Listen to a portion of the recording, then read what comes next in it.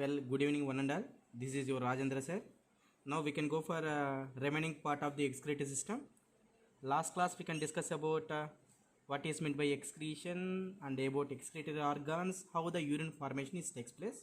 Now, before can recall about the urine formation, here I already said urine formation having a three steps. The first one is the glomerular filtration. The second step is the tubular reabsorption, and the third step is the tubular secretion. Now, first we can go for the glomerular filtration. The glomerular filtration is takes place in the Malpighian tubules. Now see here, this is glomerulus and this one is the Bowman's capsule. This is commonly called as a Malpighian tubules. Now this is, you have to observe, this is afferent arterioles. When the blood is enter into the afferent arterioles to the glomerulus, here for the filtration we can maintaining three types of pressures. The first one is the glomerular hydrostatic pressure. The second one is the colloidal osmotic pressure, and the third one is the capsular hydrostatic pressure.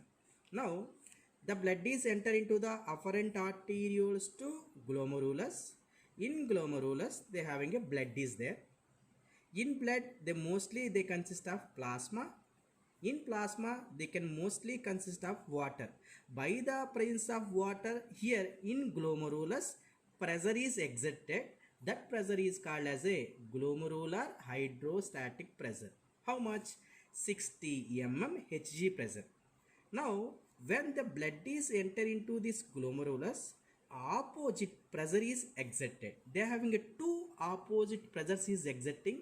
One is colloidal osmotic pressure. How this colloidal osmotic pressure is getting means by the presence of proteins. By the presence of protein, oppositely it can exert the pressure. How much amount of pressure? 32 mm Hg pressure.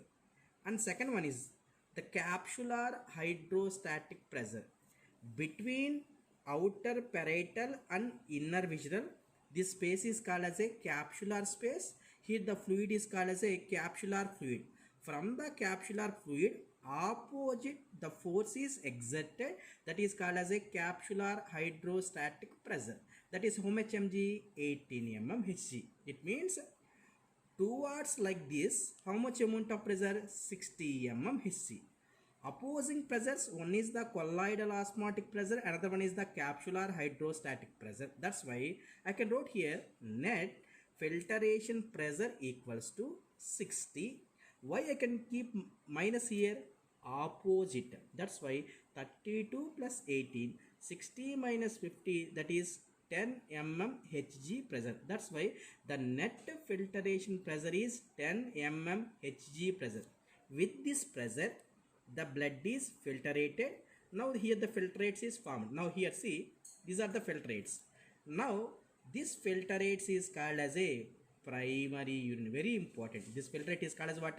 Primary urine. What is differentiation between primary urine and here in the blood means? In primary urine, all the contents is present except a large plasma proteins. That is very important. In primary urine, there is no large plasma proteins. Remaining all substances is present. Now, here, the primary urine is enter into the PCT, proximal convoluted tubule. Very important here. The proximal convoluted tubule is lined by, like this, lined by simple cuboidal epithelial cells, and also they having a microvilli.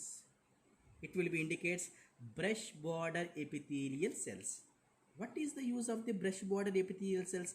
For reabsorption. Here, very important, in PCT, some of the substances will be reabsorption and some of the substances will be secretion. That's why see the second step is tubular reabsorption and tubular secretion. You can remember that one. In Malpighian tubule, only filtration is takes place. There is no reabsorption, there is no secretion. But if you enter into the PCT, both reabsorption is takes place and also secretion is takes place. Now what are the substances is reabsorbed, what are the substances is secreted? This point is very important regarding to the need point. Now here the glucose, amino acids, sodium can be reabsorbed what process? Active transport process for reabsorption into the body or into the blood. They need energy, that's why it is a active transport. And then passive, for that one we don't want need any ATP. Which substances will be reabsorbed by passive process? One is water, another one is the urea, another one is the chlorine, and another one is the bicarbonate ions, and another one is the potassium. You have to compulsory remember this one. That's why in PCT, active transport absorbed by what substances? Glucose, amino acids, and sodium. You have to remember here the glucose is 100 to 100% is absorbed, and amino acids is 99% is absorbed. Remaining all the substances can be reabsorbed by 70 to 80% only. You have to remember this point is very important. That's why now we have to observe in PCT absorption of substances is takes place both the active transport and also with the passive transport. Now which substances is secretion? It is enter into the filtrate, it will be go out.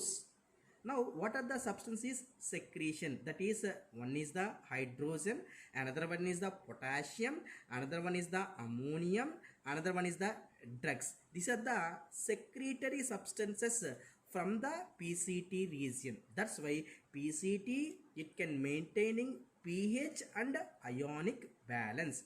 Now you have to observe regarding to the NCERT, in diagram pattern it can shows one thing, in matter it means the theory it can shows one thing. In diagrammatical representation, potassium reabsorption is takes place, and as per theory pattern potassium secretion is takes place. It means in PCT both potassium reabsorption is takes place, potassium secretion is also takes place. Now it means what I said, mostly the substances that is what 70 to 80% can be reabsorbed in the PCT region. Remaining enter into a loop of Henle. Now